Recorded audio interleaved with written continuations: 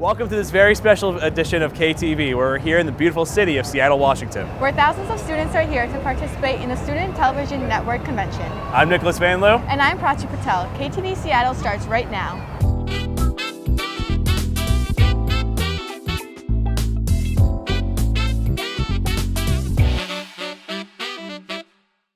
The preservation of older ways of life is something that is both difficult and incredibly important to do, especially for groups such as Native American tribes. Susan Fanapan went to look at Flurry and Company, which is an art exhibit that fights to hold on to long-lasting cultural traditions that are slowly falling to the wayside. Seattle, Washington is a land of various indigenous tribes. Named after the famous Suquamish and Duwamish chief Seattle, here in the city, monuments are displayed throughout the Puget Sound to show pride in Native American culture. We interviewed Melissa Flurry of Flurry and Company to highlight how Seattle appreciates its diverse social culture. The Duwamish were right here. They were the local Puget Sound tribe, and so right in this area to the waterfront, this was Duwamish territory, so we are on their land. We do appreciate the culture, and we just spent the last year, 2018, having many different events around Seattle. It was called Beyond the Frame, and contemporary art to Edward Curtis's antique photographs were on display at the Seattle Art Museum, the Chihuly Glass Gardens. There were dance troupes that came, so we had a lot of wonderful events that happened. Native Americans know how much culture is important to them and that they are always very willing to share it with not only their children and tribe, but anybody who has interest. They're more than happy to share that with you. Seattle is a charming city filled with Native American history. For KTV in Seattle, I'm Sural Sivan. The Ye Olde Curiosity Shop, located on the central waterfront, opened in 1899 by Joseph Edward Stanley, continues to move forward 5 generations later. Known for their unique art that combines Native history with supernatural mystique, Castor Ward discovered what keeps the family motivated to keep the business booming. Seattle is a city rich in Native American culture.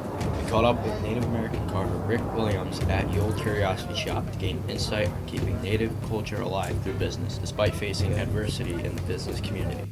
You just have to look for it. There's a lot of painters, oil painters, there's a lot of wood carvers. Like me, there's a lot of totem carvers like this, at any size. My generation wants to keep it alive. You know, go inside here, talk to my son, he's the age. He wants the same thing, to keep it alive. Native American goods and services provide unique alternatives to the American market. According to Mr. Williams, there's a deeper meaning behind said goods. You have to do a lot of reading to understand why a silver bird and bear. That's saying who you are in your house to protect you. We keep an open mind to what you'll read and see. We need more artists here, especially in Seattle. More local artists. Best I can think of right now because the way the economy is.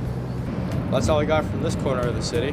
We'd like to thank Mr. Williams and the owners of Ye Olde Curiosity Shop for their dedication in preserving the Native American culture and business. For KTV in Seattle, I'm Castor Ward. When we come back, we'll delve into the intricacies of Pike Place Market and what traditions mean to the vendors there.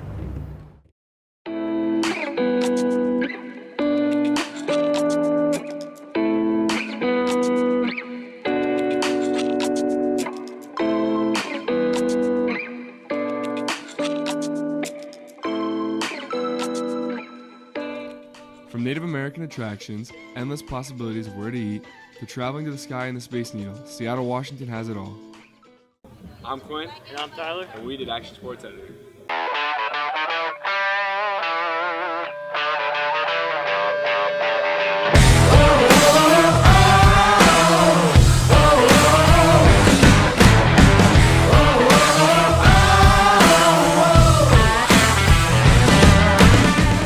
Hey, we've been doing this double line over here.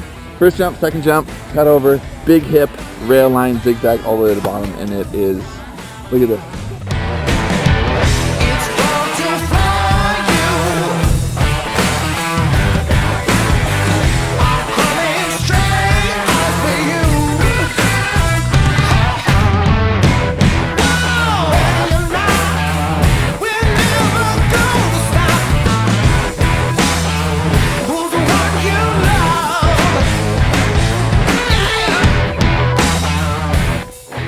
Best park ever in the summer? Best park ever in the summer.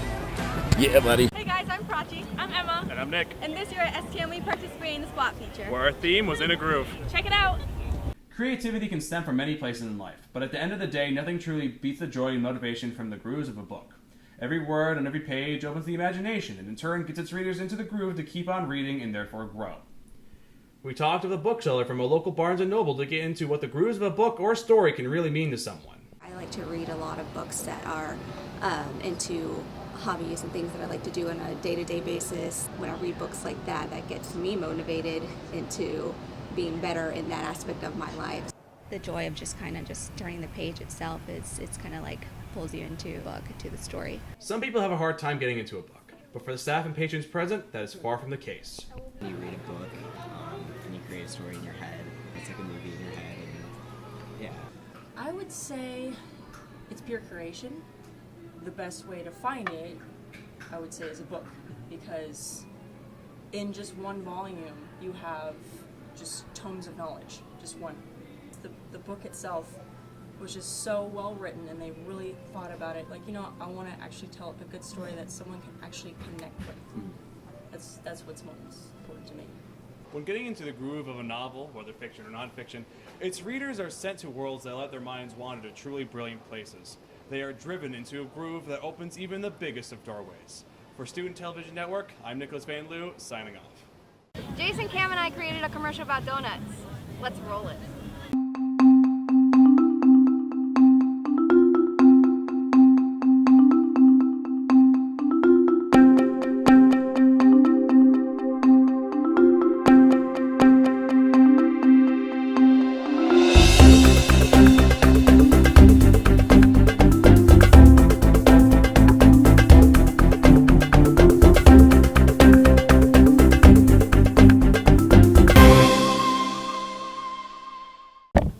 I'm Nick. And I'm Sue. And we did Anchor Team. Take a look. Good morning, I'm Nicholas Joseph. And I'm Siddharth Sivan. Sue, for a city known for rain, it's been pretty sunny out. It has, and all this sunshine makes me want to get out and get active. Did you know Seattle is the second most healthiest city in the U.S., right behind San Francisco? That's right, and according to Wallet Hub, it's #1 in having the most physically active adults, thanks to access to healthy foods and various opportunities to stay active. Speaking of staying active, Washington State has become a hotspot for many football players. It has 5 out of 50 of the nation's top prospects for the recruiting class of 2021. All of this is due to the trickle-down effect from the Seattle Seahawks and Huskies leading coaches and players to grow more interest in sports at a younger age. There's so much talent here. Seattle Garfield High School and Roosevelt High School are one of 15 finalists to compete in the 24th Essentially Allington High School Jazz Band Competition and Festival.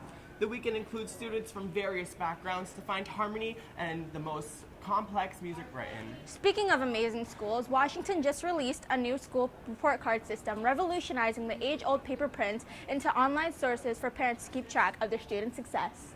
Director of this movement, Katie Weaver-Randall, stated that the new system would allow non-English speaking families to translate text as well as tracking graduation rates among high schoolers. We applaud the state for taking a hands-on approach, visiting school districts to help support electronic report cards. That's all we have this time. For Student Television Network, I'm Siddharth Sivan. And I'm Nicholas Joseph. Crochet. What's up? I'm Caster. I'm Ben. I'm Ryan. And I'm Brad. And we did a PSA for our STM project. Our topic was Go Green. Check it out. Seattle is amongst a handful of cities to make a great effort in preserving the environment through e-bikes, monorails, biodegradable utensils, and recycling. The citizens of these cities have made a tremendous effort. But what if these efforts weren't made? What if everyone stopped going green? What if the issues with plastic, electricity, and transportation pollution only got worse? The answer lies with you. It takes one person to make a difference. Do your part in going green. The earth needs it, we need it. Reporter Nicholas Joseph stopped by Pike's Place Market and explored the Raven's Nest treasure along with many of the other vendors present.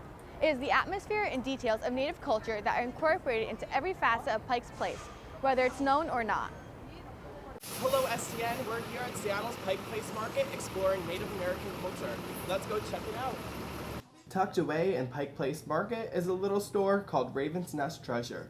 Owned and operated by Matthew Steinberg, The store is filled with Native American artifacts and cultural symbols to celebrate the rich history of North America's native and diverse tribes.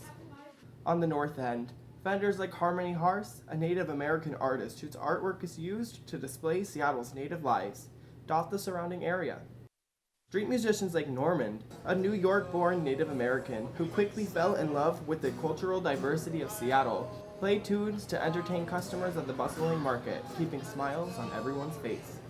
Seattle used to be very much Native American out here. I've been out here for 30 years, and I've seen it change. Seattle has what they call a mix of variety. It's getting like New York. A lot of mix. Everybody is mixing up. Nobody is like in one little clique anymore. 1970s, Pike Place Market has continued to honor Native American culture in many different ways. For KTV, this is Nicholas Joseph.